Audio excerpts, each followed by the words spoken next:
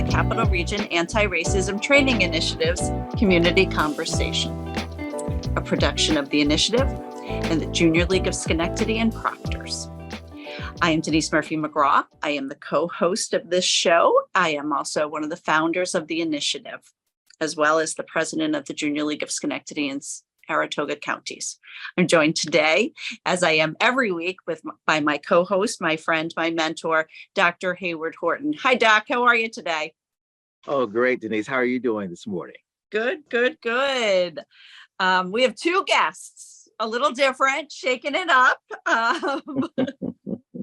And you know what, we always say, oh, this is a good one, but this is a good one. We have two people who have really been phenomenally committed to DEI, to rights, to lifting up all voices in our community. And they're going to talk to us a little bit about an event that they're having that I was made aware of, and I begged them to come on the show to be able to let more people know about it. So I'm thrilled that we are joined today, Doc, by Bob Blackmon and Jessica Ashley of the Rensselaer County Justice Center. Did I get that right? That's correct. a lot of names, a lot of things I had to rattle off in the beginning of all of this. As I said, they are two civil rights leaders in our community, known nationally for their work and their efforts. And I am just thrilled to be able to have them here today. So I'm interested in hearing your conversation with them, Doc. So I'll try not to pipe in too much. Well, you pipe in whenever you get ready, because I'm telling you, I'm excited as well. First, Ms. Ashley, Dr. Blackmon, just want to thank you both for agreeing to be on our show. We're so delighted. And I want to also, on the front end, I want to also thank you for the work you've done in civil rights. I can think of no better work to do in the community than civil rights. We look at the news and we have a young man being shot because he came to the wrong door and in the wrong neighborhood. We had another young woman who was actually killed at the same time. Civil rights, irrespective of the race and or ethnicity or gender of the individual involved, is just a necessary battle that we must continue to fight. So I just want to thank you both for doing this good work. I can think of no greater work to do in the community. So thank you very much. And having said all that, I just want to, what we try to do is to allow our viewers, here you go, the professor in me, right? Our viewers to get a sense of who our guests are. So we want to ask you to take us back on a journey. Help us understand how you two became the great civil rights leaders that you are today. We want to know how you got to be who you are today. Let's start off with Ms. Ashley. Well, thank you, Doctor. I'm not so sure I'm deserving of the type of recognition that you're giving me at this point, but nevertheless. We decide the recognition, Jessica, and you earned it. Thank you. But let me just take you back in my life journey. As a teenager, witnessing how, actually before my teen years, I witnessed a great deal of abuse by the police on people of color. But the most profound effect came about when I witnessed it being done to my brothers.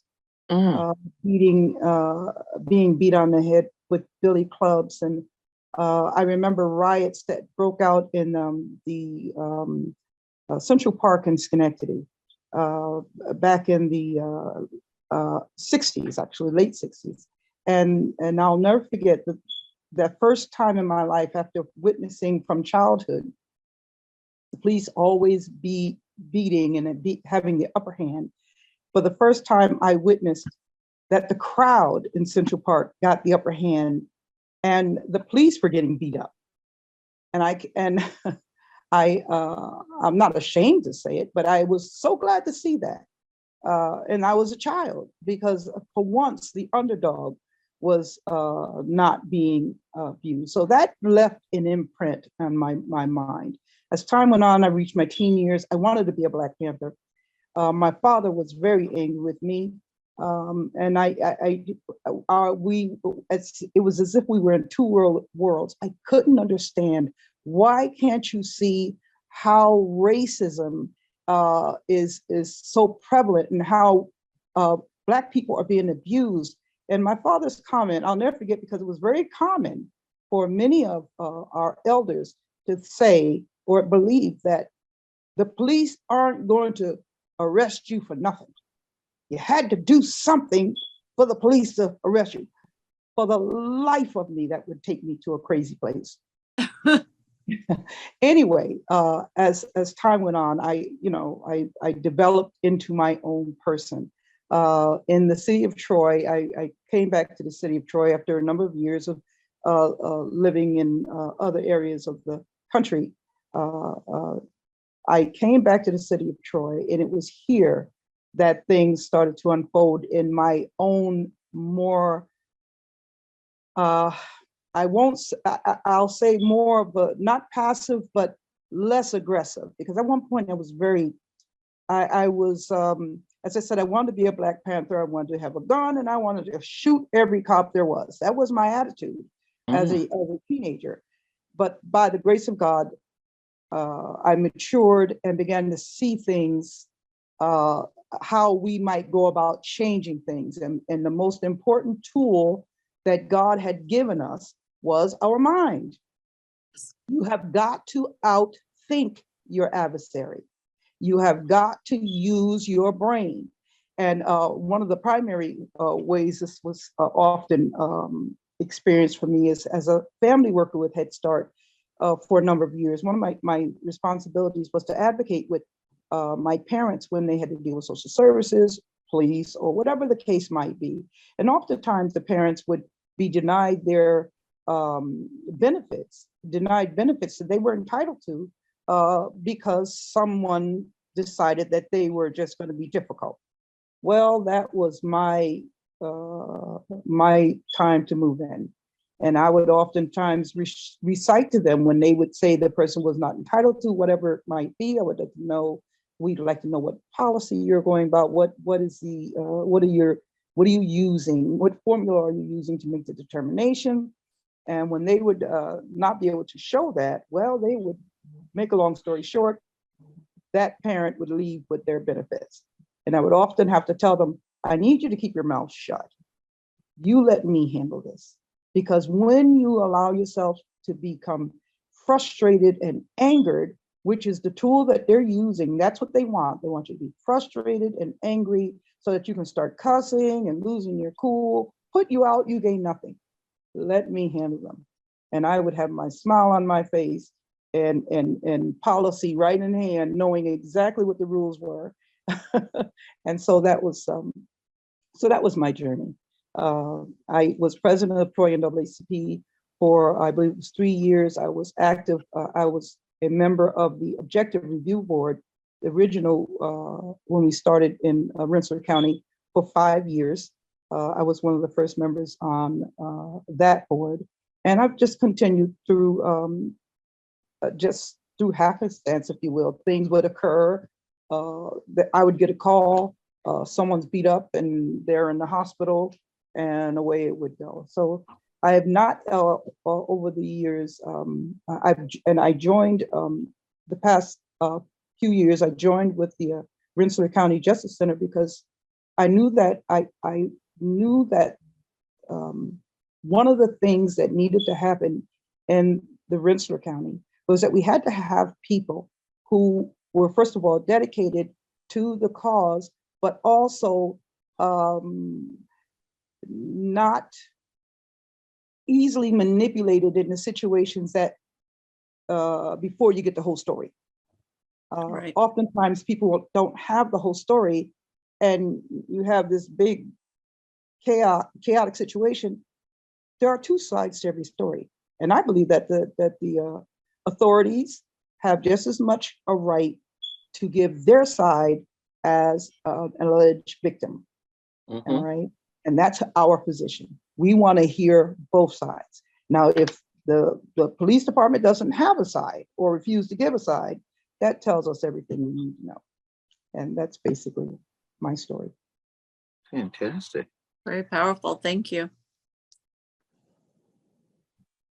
Professor Blackmon, you're on, sir. Well, thank you so much. And thanks to both of you for the very generous introductions that you gave.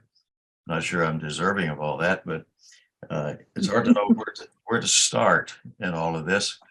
I've been retired now for 18 years, so we're not going to talk about my age, but I started dabbling in this kind of thing a long time ago. In fact, when I was a graduate student at Louisiana State University in 1965,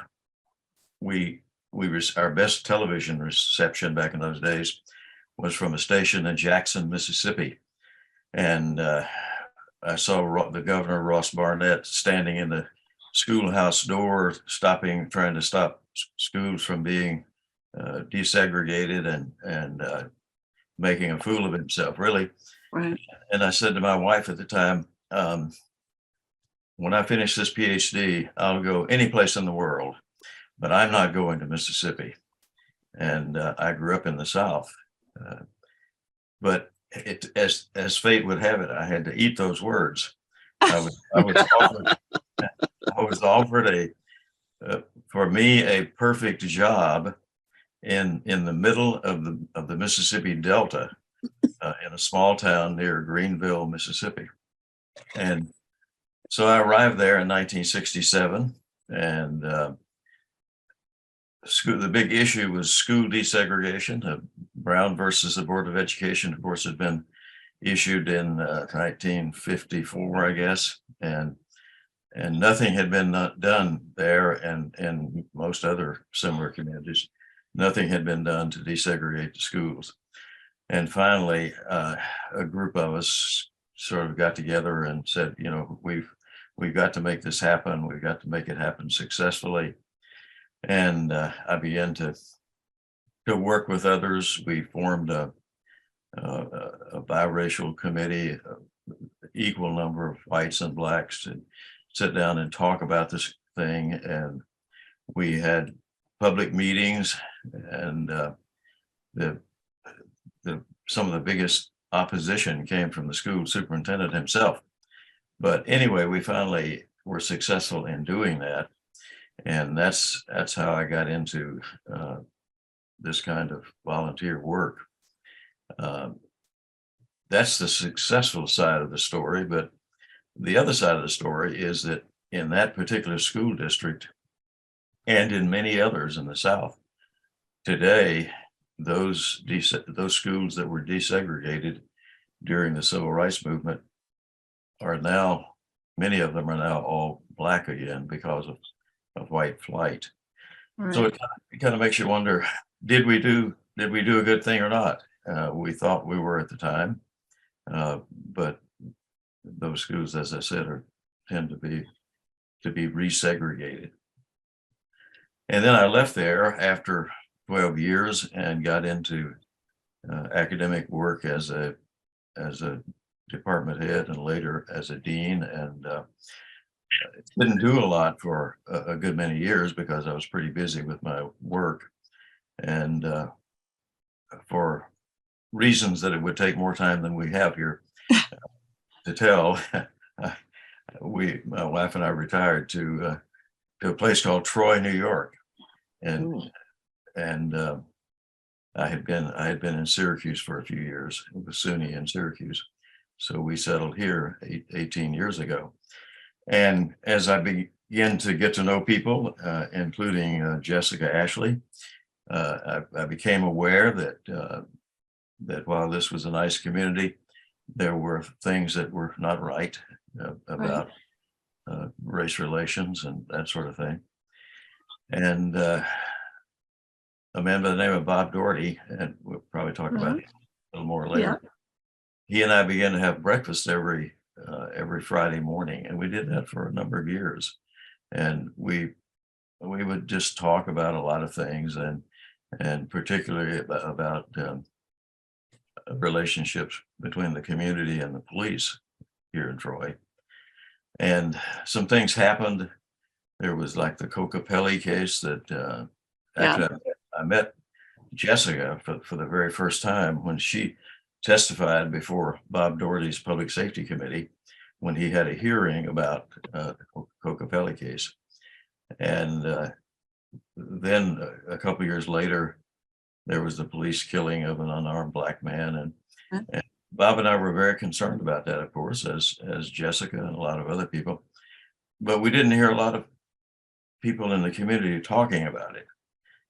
It was like, okay, it happened, but so what? And so we began to wonder if there might be some sort of an organization that we could form to speak out about some of these issues. And that's sort of how the Justice Center of Rensselaer County was born. And shortly after that, other people joined those conversations, and it sort of took on a spurt of growth, and we now have 10 or 11 board members. And so that's kind of how we got started in all this. It's a terrific board. I mean, it's a who's who of people in the community.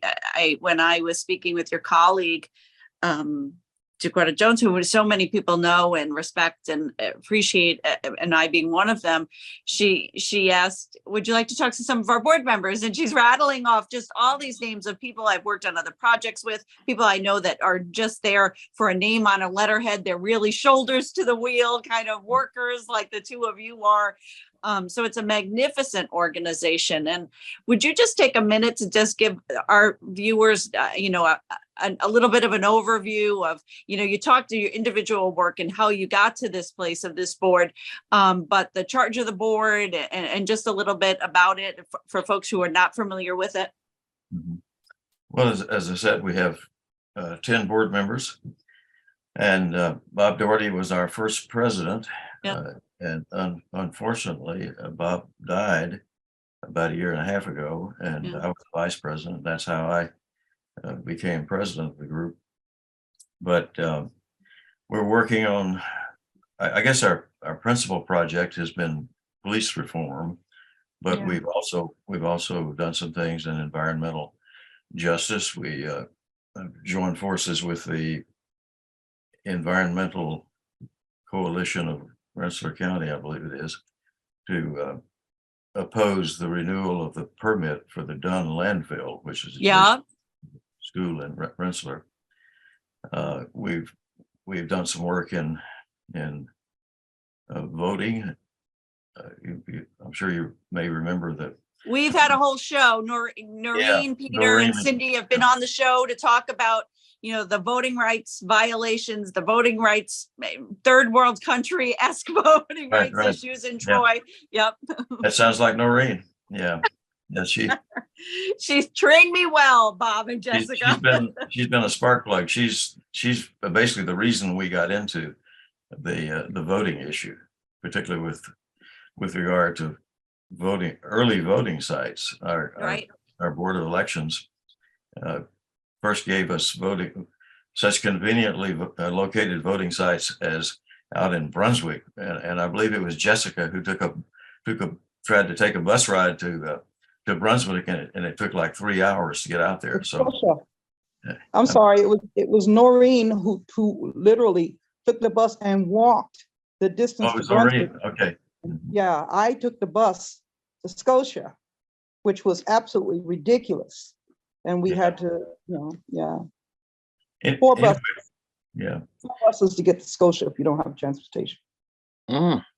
We're just a group of citizens who come from various backgrounds and so forth who are interested in making Troy and Rensselaer County a better, more equitable place. Yes. Grateful for that work. Truly, it's needed, right? And Troy isn't unique. I mean, the examples we've given are embarrassing for our community, but Troy isn't unique. And if each of our communities throughout the state don't have folks like you stepping up, being willing to work, together to address these issues, then we're going to go back to the dark age, and we just can't. There's too many issues and too many problems that are out there. One of the things that where I'm so excited about, as I said at the top of the show, is the program that you'll be offering tomorrow, which I believe really is something that everyone should go see. I'm looking forward to seeing both of you in person at this event, because I do think it's so important, and it's free, and I just think it's exciting, and to bring that level of a speaker and to talk about a topic that I think the topic alone, the title of it alone, America's Third Reconstruction. I love it. So Jessica, do you want to tell us a little bit about the program tomorrow night? Well, yes, again, it's starting at 7. Dr. Johnson is coming from Austin, Texas, as I'm sure you're aware. And it's at the Troy Music Hall. Any and everyone is invited to come out. The third reconstruction, one of the things that and one of the importance of having this kind of speaker come to the community is that it's a dangerous thing for us to become complacent. Just because things aren't happening to you or your uncle directly doesn't mean it isn't happening and that there's no threat or risk of it happening. Right. Like the young man knocking on that door, and the shooter not being arrested. He was 84 years old, and my understanding is that he shot him twice. Once he went down from the first shot, he was shot a second time. What's to prevent? And now that's even the mayor said he believed it was racism. And the thing about racism is it's a cancer, and it doesn't just contain itself to a specific area, it spreads. And so again, by bringing in Dr. Johnson, who will address the present day, past and present day issues, helping us and people to understand, get a clearer view, a clearer understanding of what actually is happening. Because I don't believe everyone does understand what's happening once Trump's presidency was allowed to go forward. Something happened, something terrible happened. And the people are, they're going crazy.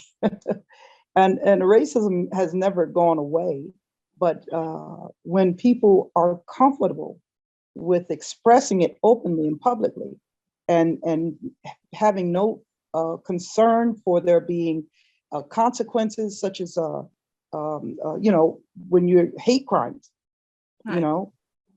when people are not concerned about that, then yeah, we got problems. So again, he will be here at 7 p.m. The speaker will begin at 7 p.m. on tomorrow. And we're just looking forward to any and everyone who would desire to come. Just all are welcome. And come and be filled with the kind of information that I believe we all need to survive. Bob, you're an academic. Dr. Horton is an academic. I'm just a layperson, but I have not read Dr. Joseph's book yet, but I am looking forward to it, and I am looking forward to listening to him talk, because I just love all of the language that he's using around all of this.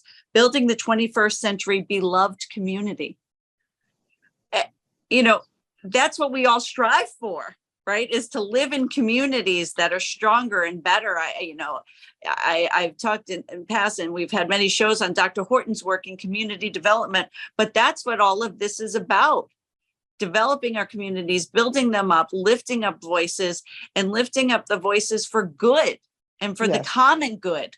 Not, Jessica said something so perfect. People feel comfortable in their racism now. And all you need to do is drive down the street, the bumper stickers, the flags, and it's hate. And it's hate on every level, whether it's hate toward another race or it's hate toward Joe Biden. It's hate, it's hate, it's hate. And, we'd be a lot better suited and a lot better people if we were talking about the other side of that coin, which is the love. And so I'm very interested to hear what Dr. Joseph has to say tomorrow. And I obviously, as somebody who knew Bob Doherty for years, I love that this is the inaugural Bob Doherty lecture series program and everything that you're doing to honor Bob's memory and his rich legacy that he's leaving in the community. But Dr. Blackmon, you've worked in and around these topics for years. What are you looking forward to hearing tomorrow night? And, what should people expect?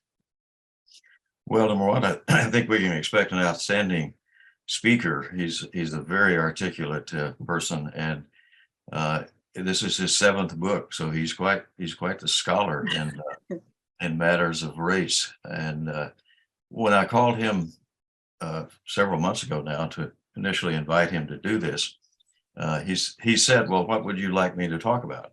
And I had not read the book at the time either, but I said, "Well, Martin Luther King talked about reaching the mountaintop, and you've written about achieving the beloved community. But things that we sometimes wonder, how much progress are we really making? I know we've made some, but we have a lot of work to do. So perhaps you could," talking to him, I said, "perhaps you can tell us sort of where we are on that path. Are we halfway there, or are we near the mountaintop?" And Right.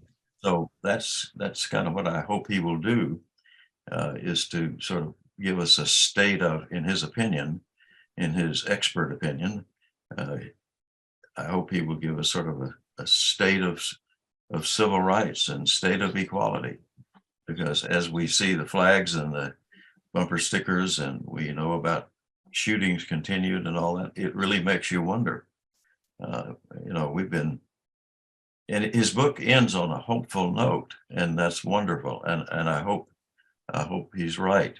But my question is, how much longer do we have to live in hope? And so I'm hoping he can explain all that for us. Well, as Dr. Horton does each week with us, he really encourages us to remain hopeful, right? But take action, and that's why we do this, to have people on who are taking that action each week. Dr. Horton, I'm sure you have a lot to say. I'm sorry. I'm excited about this topic. No, we're in no. trouble when I get excited. You're doing an excellent job, Denise. And I look forward to tomorrow's program as well. In fact, I'm quite excited to hear what Dr. Joseph has to say, as well as to meet him personally. We sound like kindred souls. So I have not had an opportunity to read his book. I will get a copy and make sure that I do read it, and perhaps even add it to some of the base material for future lectures.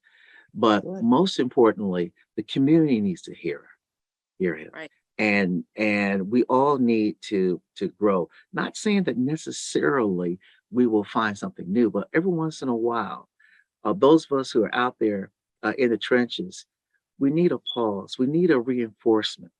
We need that inspiration so that we can continue to fight this fight.